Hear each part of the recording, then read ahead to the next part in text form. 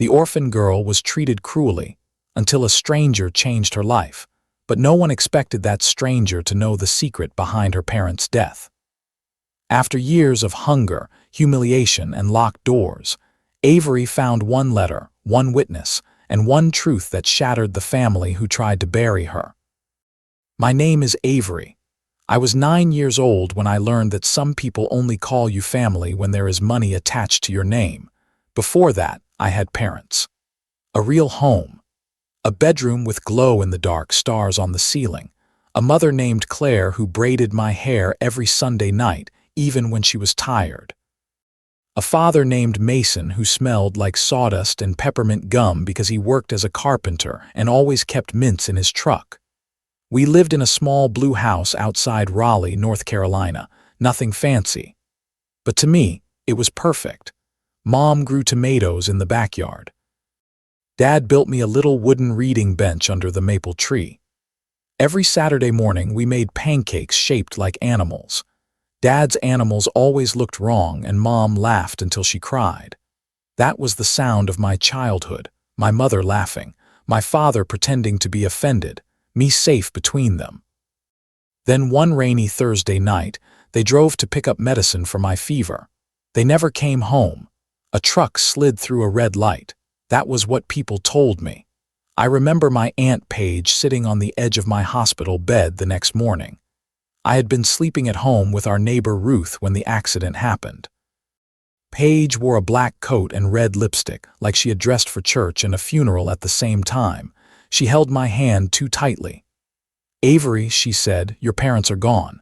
At 9 years old, gone sounded temporary, like they had gone to the store, gone to work, gone outside.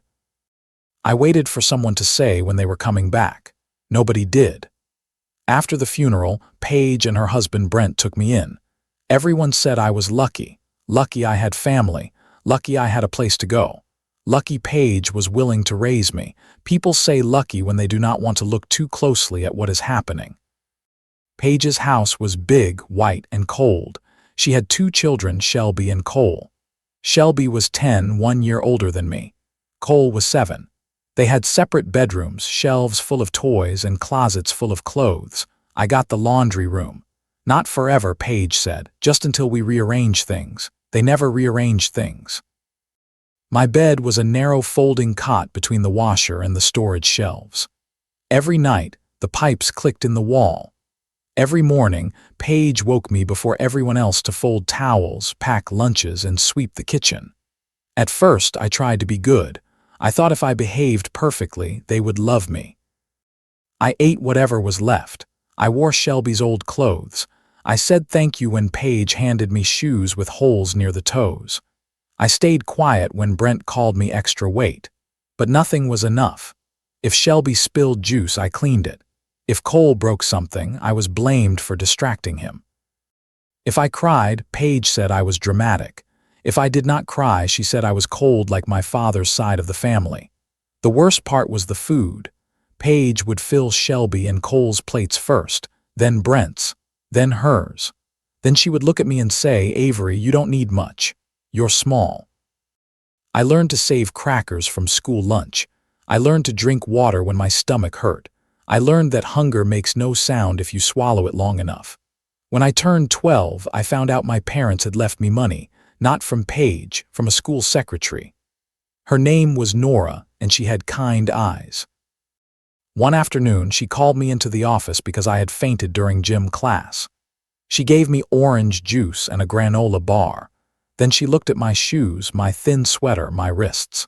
She said, "Avery, are you getting enough to eat at home?" I said yes, because that is what children say when they are scared. She did not believe me. A week later, Paige came home furious. She grabbed my arm in the hallway and hissed, "What did you tell your school?" "Nothing," I said. "Do not lie to me. I wasn't lying." She slapped me anyway, not hard enough to leave a mark. Paige was careful about marks. That night, I heard her arguing with Brent in the kitchen. "The school is asking questions," she said. Brent said, "Then feed her more for a few weeks." Paige lowered her voice. "We should never have taken her." Brent answered, "We had to. The trust pays monthly. Just keep her quiet until she turns 18. The trust. That word stayed with me. The next morning, I asked Paige what a trust was. Her face changed. Empty first, then sweet, too sweet. Who taught you that word? I shrugged. She smiled. Your parents left debts, Avery, not money. We are the reason you have a roof over your head. Don't become ungrateful. I nodded, but I did not forget. Years passed. I became very good at being invisible. At school, I studied hard because homework was the only place Paige could not reach. Teachers liked me, but I never invited anyone over. I never joined clubs that cost money. I never asked for rides. I never wanted anyone to see the laundry room. The only place I felt alive was the public library. It was 3 blocks from school, and I went there every day until Paige expected me home. I read anything I could find. Mystery novels, history books, biographies of women who survived things they were not supposed to survive. That was where I met Grant. He was old, maybe in his late 60s, with silver hair, a brown coat, and a quiet way of standing near shelves like he belonged to the books. He volunteered at the library twice a week, fixing donated books and helping people find records on the old computers. The first time he spoke to me, I was 14. I had been staring at a book about architecture because my father had built houses. Grant placed another book beside it. Your hand stopped on that page for a long time, he said. Someone in your family build things. I looked at him carefully. My dad did. He died. Grant's face softened, but he did not give me that pity look adults gave when they wanted the conversation to end. What was his name? Mason. The book slipped from his hand, just slightly, but I noticed. He said Mason from Willow Creek Carpentry. My heart started beating faster. You knew him. Grant sat down slowly across from me. I knew your father very well. That was the first time anyone in years had said my father's name like he was real. Not a tragedy. Not a memory I was supposed to pack away. A person. Grant told me my father had once repaired his porch after a storm. He said Mason refused extra payment and came back 2 weeks later to fix the railing because he did not trust the first screws. He said my mother brought homemade bread when Grant's wife was sick. I cried in the library bathroom for 10 minutes after that. After that day, Grant became my safe person. Not officially. Nothing dramatic. He just noticed. He noticed when my coat was too thin and left a donated one at the library desk in my size. He noticed when I looked hungry and started bringing extra muffins from a bakery nearby. He noticed when Paige came in once, saw me speaking to him, and smiled like a snake. That evening, Paige locked me out of the house for 2 hours. When she finally opened the door, she said, "You like telling strangers our business." I said nothing. She leaned close. Strangers don't save girls like you, Avery.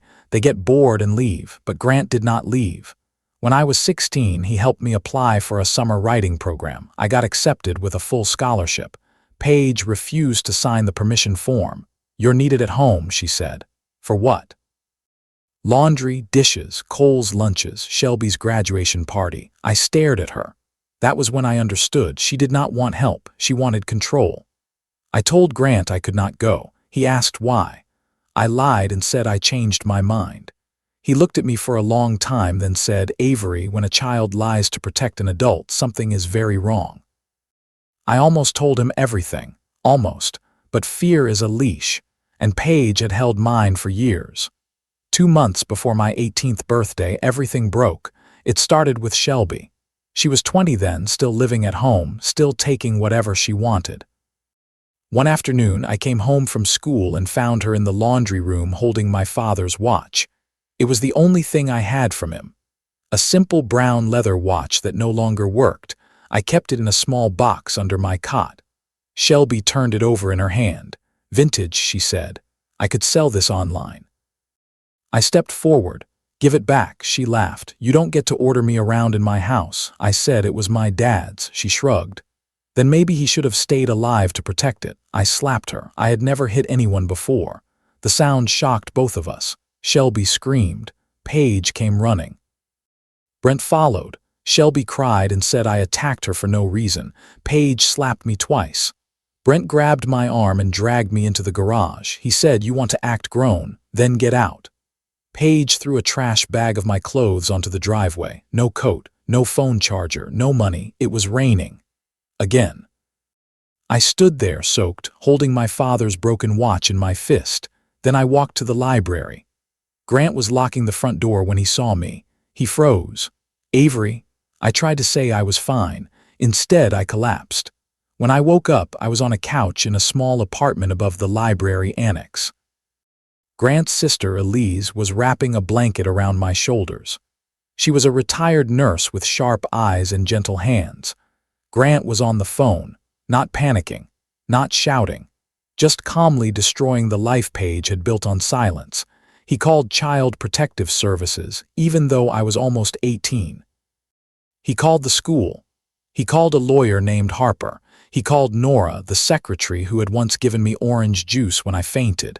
Then he sat beside me. "No one is sending you back tonight," he said. I cried so hard my throat hurt. The next morning, Paige reported me as a runaway. Grant took me to the police station. I showed them the bruises on my arm. Elise documented everything. Nora gave a statement about school concerns. A teacher named Caleb wrote that I often came to class hungry and exhausted. Then Harper asked me a question. "Avery, did your parents leave a trust?" There it was again. "The word from the kitchen." I said, "I think so." Harper looked at Grant. Grant's jaw tightened. That afternoon, Harper requested county records. 2 days later, she had them. My parents had not left debts. They left a house, life insurance, and a trust worth over $300,000 for my care, education, and future. Paige and Brent had been receiving monthly guardian payments for 9 years. They were supposed to use that money for my food, clothing, school needs, medical care, and savings. Instead, Brent bought a boat. Paige remodeled the kitchen. Shelby got a car. Cole got private baseball training. I slept in a laundry room and hid crackers in my backpack. Harper placed the documents in front of me. I stared at the numbers until they blurred. Grant sat beside me, silent. Finally, I asked, did they know? Harper's face was sad. Yes, Avery, they knew. Something inside me went very still, not broken, still. Like a lake before a storm. Paige called Grant's phone that night from a blocked number. He put it on speaker. She said, "Avery is confused. She has always been unstable. We took care of her when nobody else would." Grant said, "You took her money." Paige went silent. Then she said, "This is family business." Grant's voice turned cold. "Not anymore." The case moved faster than I expected and slower than I could bear. I stayed with Elise for 3 months. She gave me the spare bedroom, not the laundry room. The first night, I stood in the doorway and asked where I should put my shoes. She said, "Wherever you want, honey. This is your room. My room." I closed the door and cried into a pillow. Paige and Brent tried everything. They said I was lying. They said I was difficult. They said I had emotional problems from losing my parents. They said Grant had manipulated me. Shelby posted online, "Some people will destroy the only family they have for attention." Cole messaged me, "Mom says you're trying to make us homeless." I answered him once. "Your parents made me homeless first." He did not reply. Harper filed for emergency review of the guardianship account. The judge ordered Brent to produce receipts. He brought folders full of grocery bills, but half were from expensive restaurants I had never eaten at. He submitted clothing receipts for Shelby's sizes, not mine. He claimed my laundry room cot was a bedroom. Grant came to court with photographs, not dramatic ones, just truth. The folding cot, the storage shelves above it, the cracked shoes, the school nurse reports. The old emails from Nora. The judge looked at Paige and asked, "Where did Avery sleep?" Paige said, "In a finished room near the laundry area." The judge said that was not my question. Paige looked at Brent. Brent looked down. The courtroom went quiet. Then Harper showed the bank statements. Guardian payments, withdrawals, boat purchase, kitchen renovation, Shelby's car, vacation to Myrtle Beach, private sports academy. Nothing for me except the cheapest insurance, thrift store clothing, and school lunch payments that were often overdue. The judge's expression changed. I will never forget that. It was the first time an adult in power looked at my life and did not excuse it. Paige started crying. She said she had done her best. Harper asked, was locking Avery out in the rain your best? Paige whispered she attacked my daughter. Harper turned to me. I stood. My hands were shaking, but my voice did not. Shelby took my father's watch. She said he should have stayed alive to protect it. I slapped her. I should not have. But that watch was the only thing I had left. The judge asked where the watch was now. I pulled it from my pocket, still broken, still mine. Grant's eyes filled with tears when he saw it. After court, he told me something I did not know. Your father saved my life once, he said. I looked at him. Years ago, before you were born, I had a heart attack while inspecting a rental property. Mason was working next door. He found me, called 911, and stayed until help came. I tried to repay him. He never let me. He smiled sadly. I think helping you is the closest I'll ever get. That was the moment I understood why he had never walked away. He was not a stranger anymore. Maybe he never had been. The final hearing happened 1 month after my 18th birthday. By then, I had graduated high school. I had been accepted to a college in Asheville with financial aid. Harper had helped freeze what remained of my trust. Paige arrived wearing a navy dress and pearls, like costume could turn cruelty into respectability. Brent looked angry. Shelby would not look at me. Cole looked confused and smaller than I remembered. The judge ruled that Paige and Brent had misused guardianship funds and neglected their duty of care. They were ordered to repay a large portion of the trust. Their assets were placed under review. The boat was sold. The court referred parts of the case for criminal investigation. But the sentence that mattered most was simple. Avery is no longer under their authority, no longer. 2 words, a whole freedom. Paige cried in the hallway afterward. She grabbed my wrist and said, after everything we did for you, this is how you repay us. I gently removed her hand. You did not raise me, Paige. You used me. She said, you'll regret this when that old man gets tired of you. Grant stepped beside me. Elise stepped beside him. Harper stood behind us with her folder. I looked at Paige and said, I already know what being abandoned feels like. This is not it. Then I walked away. College was hard. Freedom was hard too. People think escaping cruelty means happiness begins immediately. It does not. Sometimes peace feels suspicious. Sometimes kindness makes you flinch. Sometimes a full plate of food can make you cry because your body remembers hunger before your mind gives permission. But slowly I healed. I studied social work, not because I wanted to live in pain forever, because I wanted to become the adult I had needed. Grant visited every month. Elise sent care packages with socks, tea, and notes that said, eat real meals. Harper stayed in my life too. She helped me understand the trust, rebuild my documents, and apply for scholarships. When I was 22, I graduated. Grant sat in the front row. Elise cried before my name was even called. Harper clapped so loudly people turned around. I looked out at them and thought about my parents. Mom with her gentle hands. Dad with peppermint gum and sawdust on his shirt. For years, Paige had made me feel like an unwanted burden, but I was loved before I was ever mistreated. That truth saved me. At 25, I opened a small youth support center in Raleigh. We called it the Maple House, after the tree in my old backyard. It offered tutoring, meals, counseling, referrals, and emergency support for teenagers aging out of bad homes and broken systems. The first donation came from Grant. The second came from Harper. The third came anonymously. Later, I found out it was Cole. He wrote one sentence in the note. I'm sorry I didn't understand sooner. I cried when I read it. I did not forgive everyone, not all at once, maybe not ever completely. But I learned that forgiveness and freedom are not the same thing. You can be free without pretending the hurt was small. Paige and Brent lost the big white house 2 years after the court ruling. Shelby still tells people I destroyed her childhood. Maybe that helps her sleep. I no longer need her to understand. The last time I saw Paige was at a grocery store. She looked older, smaller. She saw me first and froze near the cereal aisle. I had a cart full of snacks for the Maple House kids. Granola bars, fruit cups, crackers. The things I used to hide like treasure. Paige looked at the cart, then at me. She said, "Avery." I nodded once. She said, "You look well." I said, "I am." For a second, I thought she might apologize. She didn't. Instead, she said, "You always were dramatic." I smiled, not because it was funny, because it no longer hurt. "And you always called the truth drama," I said. Then I walked away. Grant passed away when I was 27, peacefully, in his sleep. At his memorial, I spoke about how a stranger at a library saw a hungry girl and chose not to look away. I spoke about how one adult can interrupt a whole lifetime of pain. I spoke about how kindness is not soft. Sometimes kindness is the strongest thing in the room. Elise gave me Grant's old brown coat. Inside the pocket was a note. "Avery," it said, "your father saved my life once.